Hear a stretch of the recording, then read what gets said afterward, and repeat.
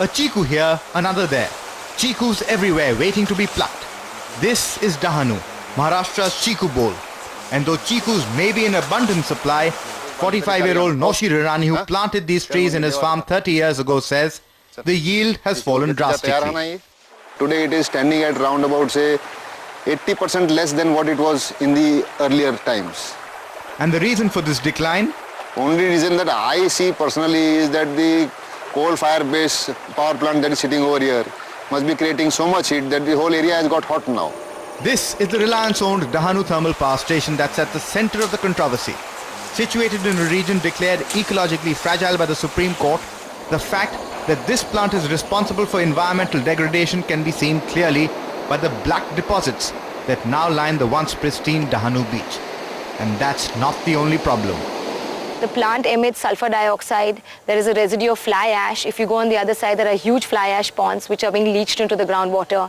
There is also particulate matter. There is also suspended particulate matter. There is also something called oxides of nitrogen. But it's the emission of sulfur dioxide that has Dahanu's residents most worried. With dew, it forms acid. That also creates the nuisance in flowering. And the result has been economic devastation. The last 4 or 5 years, we've had a problem on the farm, decrease in the crop, and we've had to break our savings, our fixed deposits to pay for my son's education. But what is perplexing local residents is despite the mounting opposition, including a High Court order to put in a desulfurization plant by October 2007, there is no move to switch to a cleaner fuel. Gas is being found everywhere by the newly owned company. We don't see it being supplied here. We don't see any commitment to actually switch to a natural gas, to switch to a cleaner fuel like natural gas. Environmentalists say switching to gas is the perfect solution, simply because it will allow both the power station and Chikoo orchards to coexist. Natural gas plants will have lower emissions.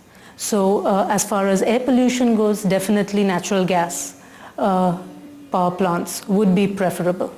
Reliance Energy has refused to comment on the issue. But what is clear is that the residents of Dahanu will not let a big corporation walk all over them. The struggle against the Dahanu Thermal Power Station behind me is really the test case, the outcome of which will determine whether this ecologically fragile region just north of Bombay will continue to exist or be turned into just another industrial nightmare.